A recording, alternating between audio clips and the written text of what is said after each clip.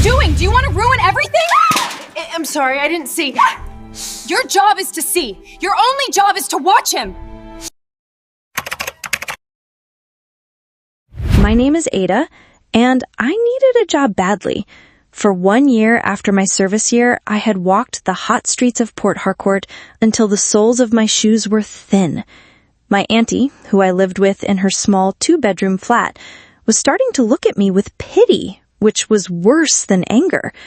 So when I saw the advert online, Nanny needed for a VIP, excellent pay, I did not waste time. I sent my CV. I did not know the VIP was a dog. The address they sent me was in the old GRA part of the city. The houses there were not houses. They were compounds, hidden behind giant walls with sharp wires on top. I took a keka to the gate, and the security guard looked at me as if I was dirt on his shoe. "I am here for the nanny job," I said, holding my bag tightly. He spoke into a small black box, and after a moment, the huge black gate slid open with a low hum. The sound made me feel small. The compound was so large, I felt lost. The ground was covered in stones that crunched under my feet. There were no flowers, no trees, just a wide, clean space that led to a house so white it hurt my eyes in the sun. It looked less like a home and more like a clinic. A tall, thin woman dressed in a black uniform opened the door before I could knock. She did not smile. She said, "Chief is waiting for you," her voice flat. She led me through hallways that echoed with our footsteps. Everything was white or gray. The air was cold and smelled of lemons and something else, something sharp like medicine. There were no pictures on the walls, no rugs on the floor. It was the quietest house I had ever been in, a house of silence. She left me in a very large living room. A man was sitting on a lone black sofa facing away from me. He was watching a massive television that was turned off.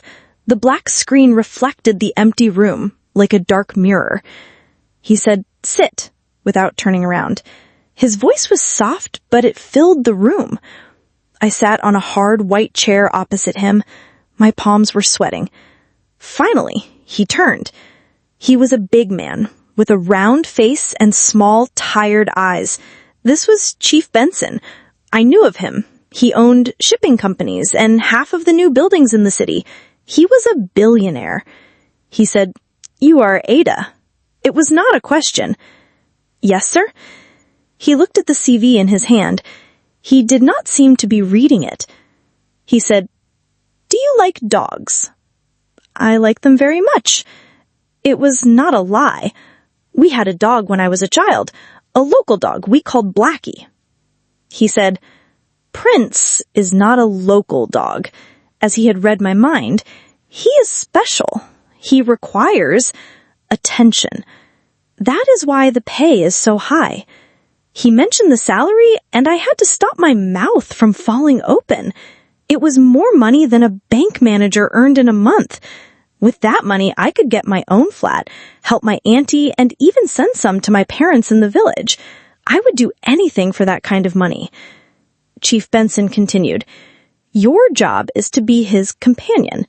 You will feed him, play with him, walk him. You will be with him from 8 a.m. to 6 p.m. every day. But there are rules, very important rules." That was when he told me. The first rule, he said, leaning forward, "Never let Prince eat from anyone else's hand. Not mine, not the cook's, not the cleaner's. Only you. His food is specially made. You will serve it to him. Understand?" I nodded quickly. "Yes, sir." It was a strange rule, but rich people were strange. The second rule. He paused and looked around the empty room, as if someone might be listening. He lowered his voice to a whisper. "And never, ever let him see his own reflection. No mirrors, no shiny surfaces, not even a puddle of water after it rains. Do you understand how serious this is?" My mind was full of questions. Why? what would happen? But the look in his eyes stopped me from asking. It was a look of real fear. "I understand, sir," I whispered back. "Good," he said, his voice normal again. He stood up. "Come, meet Prince." He led me up a wide, curving staircase. The silence in the house was starting to scare me. It felt heavy, like a blanket. We walked into a room that was not a room for a dog. It was a child's bedroom. There was a small bed with a blue blanket, a chest full of toys, and a soft rug on the floor. Sitting in the middle of the rug was a small, white, fluffy dog. He had a ribbon tied to the fur on his head. He looked up at us with big, dark eyes. He did not bark. He just watched us, tilting his head. Chief Benson said, "This is Prince," and the love in his voice was shocking. It was the first real emotion I had seen from him. He said, "He is a good boy." I knelt down slowly and said, "Hello, Prince." The dog walked to me, sniffed my hand, and then licked it.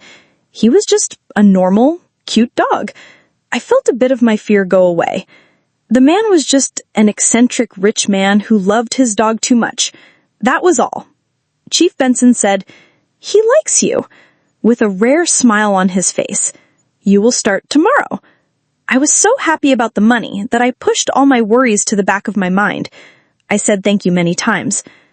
The thin woman in the uniform showed me out. She did not say a word to me. As the big black gate closed behind me, cutting me off from the silent white house, a cold feeling washed over me. I had not just taken a job.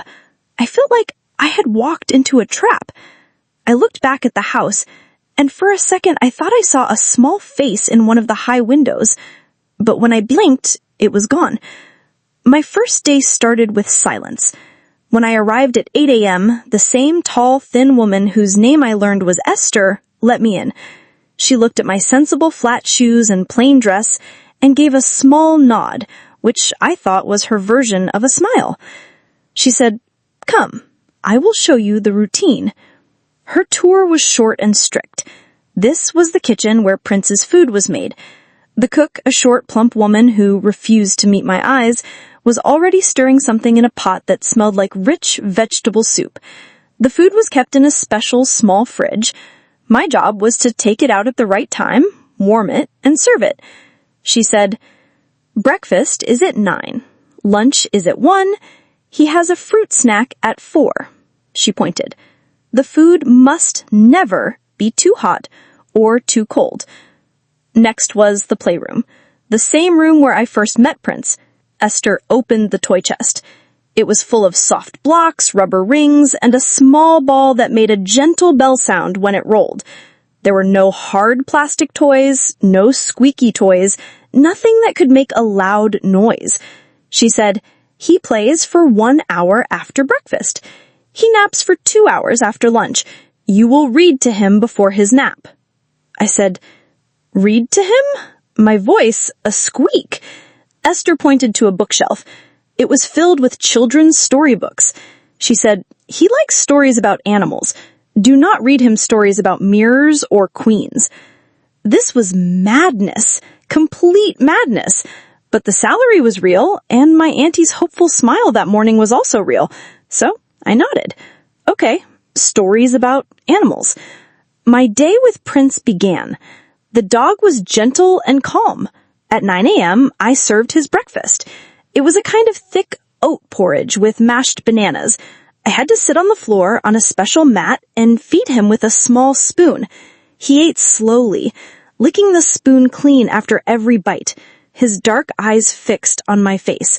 It was the strangest thing I had ever done. After breakfast, we played with the soft blocks. I would build a tower, and he would gently knock it down with his nose. He seems to understand the game. He would wait until I put the last block on top before he would move. It was unsettling how smart he seemed. The hours passed in that strange, heavy silence. The only sounds were the soft jingle of Prince's toy ball and the sound of my own breathing. The house was always cold. I never saw Chief Benson. I only saw Esther when she walked past a doorway, silent as a ghost, watching me. I always felt her eyes on my back. The first scary thing happened in the afternoon. It was a hot day in Port Harcourt, the air outside thick and heavy. Inside the house, the air conditioning was so high I wished I had brought a sweater. I was getting Prince his water when Esther came in with a silver bucket and a cloth. "There is a small mark on the floor," she said, her lips a thin line. She placed the bucket down. Prince, who had been dozing on his rug, got up and trotted over, curious about the new object in the room. I didn't think anything of it. He sniffed the side of the bucket, then he stood on his back paws to look inside. For a split second, I saw it. The surface of the water was perfectly still, and in it, the clear reflection of a small, white, fluffy dog. Before I could even shout, Esther screamed. It was not a normal scream. It was a raw, terrified sound that ripped through the silence of the house. She moved faster than I had ever seen her move. She did not grab the bucket, she kicked it. The silver bucket flew across the room, water splashing all over the white walls and floor. Prince jumped back with a small yelp, scared by the noise. Esther grabbed my arm, her long fingers digging into my skin like claws. Her face, usually blank, was twisted with pure terror. She hissed, her voice shaking. "What are you doing? Do you want to ruin everything?" I'm sorry, I didn't see. Your job is to see. Your only job is to watch him. She was breathing heavily, her eyes darting from me to Prince and back again. She looked not at the dog, but through him, as if she was seeing something else entirely. She quickly grabbed a towel and began frantically wiping his paws and the fur on his face, anywhere the water might have splashed. After that, the feeling in the house changed. The silence was no longer empty. It was filled with fear. Esther did not speak to me for the rest of the day, but I could feel her anger and fear coming off her in waves. That was when I started to hear it. A tiny sound, almost too low to notice. It was like a whisper from far away. I heard it when I was in the playroom with Prince.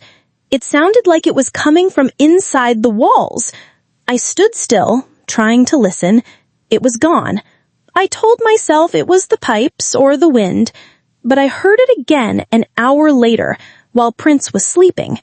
This time it was clearer, a soft crying sound, like a very small child, lonely and sad. It lasted for only a few seconds. My heart started beating fast. There was someone else in this house. At 6 p.m., Esther came to tell me my day was over. I was so glad to leave. As I packed my small bag, my hands were shaking from the incident with the bucket. "Esther," I said, my voice quiet, Does a child live here?" Her head snapped toward me. Her eyes were cold as stones. "There is no child in this house. There is only Chief Benson and Prince. Do not ask stupid questions again." But I knew she was lying. I could see it in the way her jaw tightened. As I walked down the long, echoing hallway towards the front door, I heard it one last time. It was not a cry this time. It was a word, a clear whisper that seemed to float right into my ear. "Help!" I froze, my hand on the doorknob. I looked back down the dark, silent hallway. The house was watching me. The silence was listening. And somewhere, hidden behind its clean white walls, a child was asking for help. I pulled the door open and ran out into the warm evening air, but I could not run away from the cold fear that now lived inside me. The word help followed me home. It stayed with me while I ate my dinner, and it was there when I tried to sleep. It was a child's voice. I was sure of it. The next few days at the strange white house were a new kind of torture. I was no longer just a nanny for a dog. I was a listener, a seeker of ghosts. I did my job perfectly. I fed Prince. I played with him. I read him stories about clever tortoises and brave lions.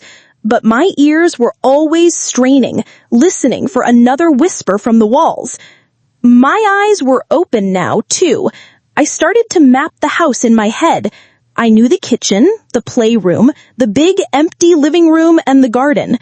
But there was a whole wing of the house, upstairs, that was a mystery. The hallway was always dark, and at the end of it was a single white door. It was always closed. I felt a cold energy coming from that part of the house. I knew, with a certainty that chilled my skin, the voice was coming from behind that door. I had to get closer. One afternoon, during playtime, I gently rolled Prince's soft ball out of the playroom. It rolled slowly down the main hallway and came to a stop right at the entrance of the dark, forbidden corridor.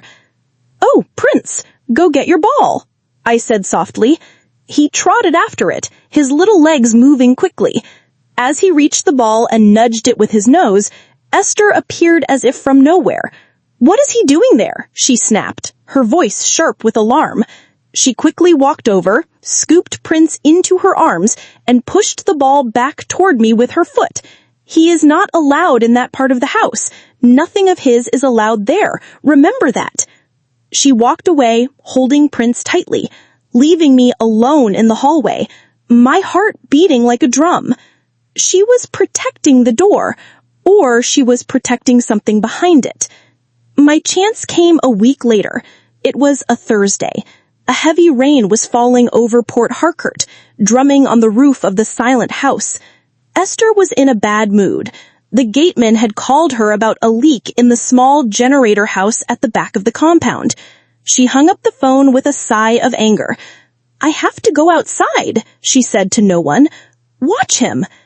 She walked to a small hook by the kitchen door where a large ring of keys was hanging. She took off one key.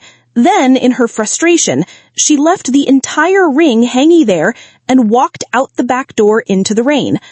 My mind went completely quiet. The keys, they were just hanging there. This was my only chance.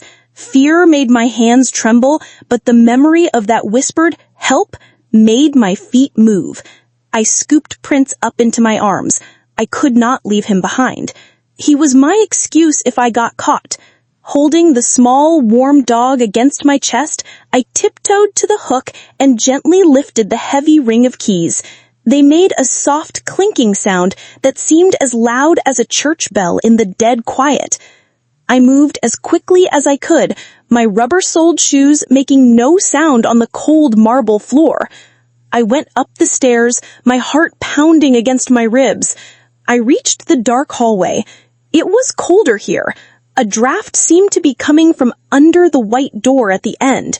Prince shivered in my arms and made a small whining sound.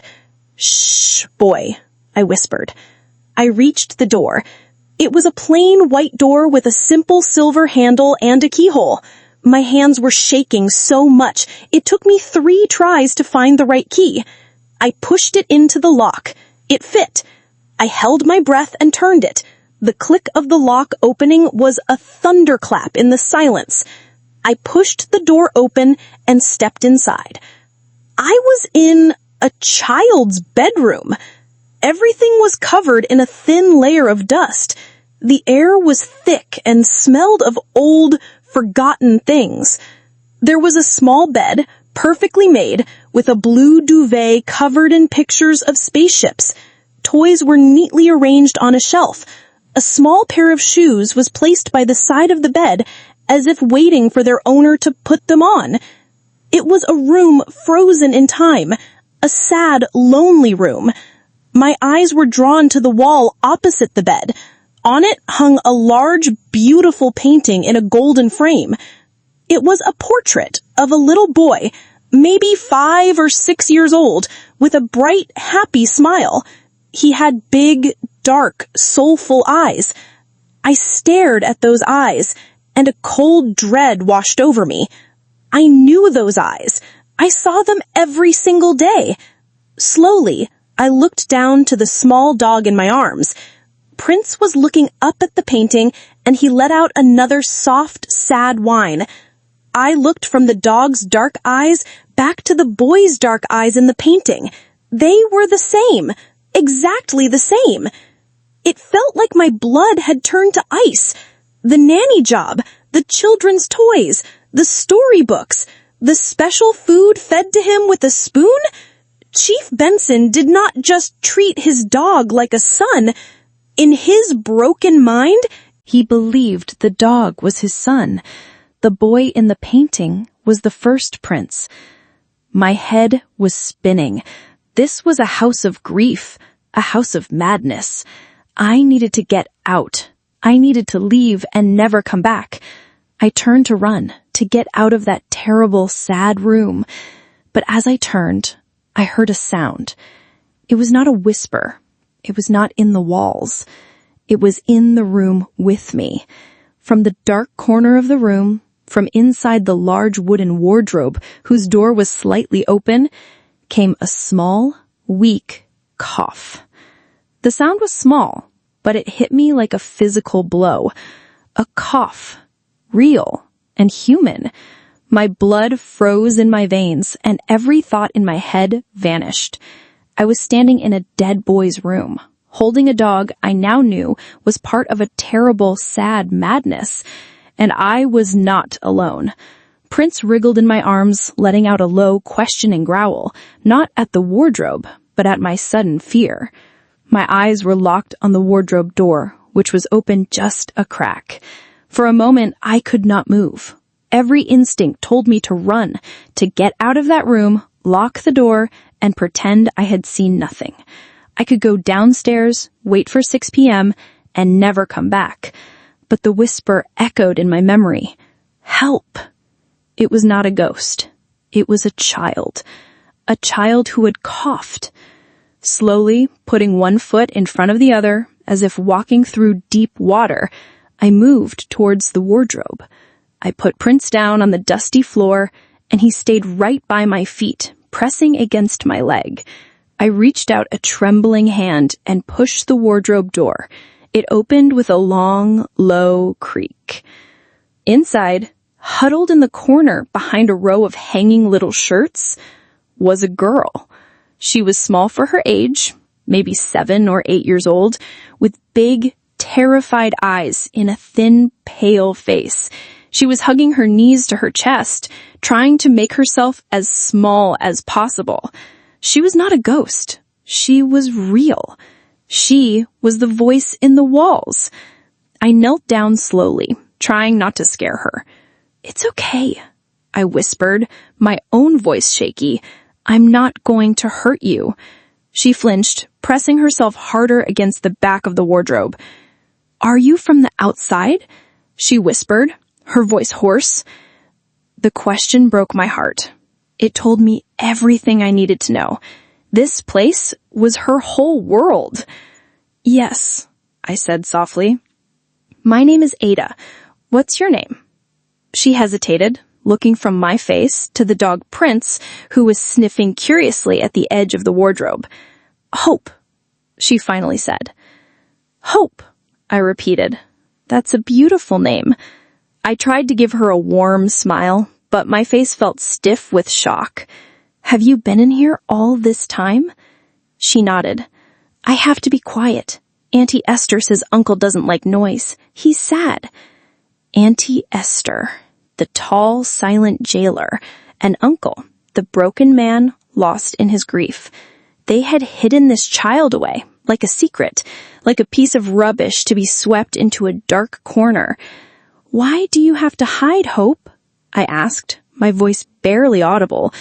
"Because of Prince," she said, pointing a small, shaky finger at the dog.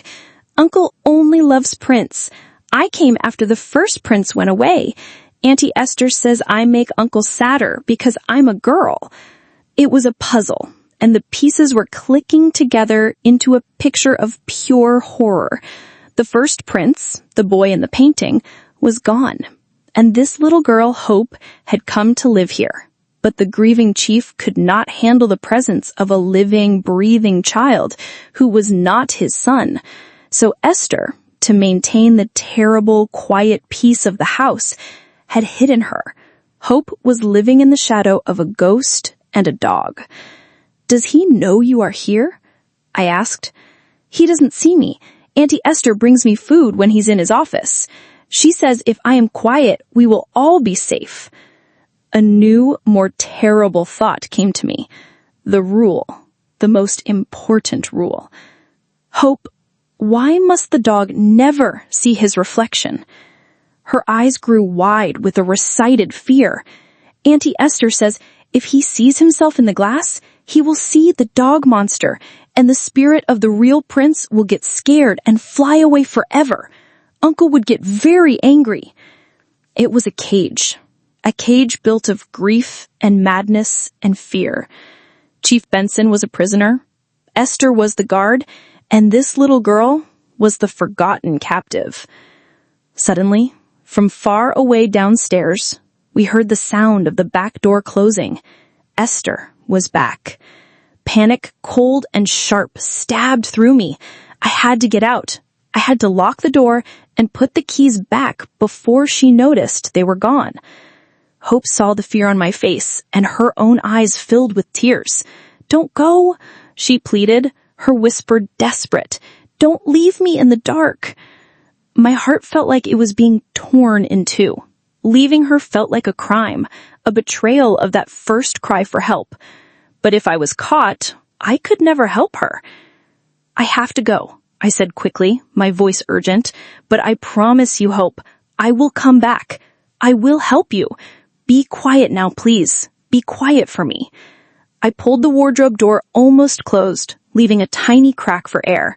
I picked up Prince and rushed out of the room, my hands fumbling with the keys at the lock. The click of the lock felt like a gunshot. I ran down the hallway, down the stairs, my feet flying. I reached the kitchen just as Esther was walking in, shaking water from her headscarf. I slipped the key ring back on its hook, my back to her, praying she hadn't seen. I turned around, trying to make my face calm, my breathing even. Prince was squirming in my arms. Esther looked at me, her eyes narrow and suspicious. She looked at the dog, then back at me. Was everything all right while I was gone? I swallowed the lump of fear in my throat. I looked straight into the eyes of the woman who kept a child locked in a wardrobe. "Yes," I said, my voice surprisingly steady. Everything was fine. Prince was a very good boy. She stared at me for a long moment, and I felt like she could see right through me, right into the dusty, secret room I had just left. But then she just nodded, and the moment passed.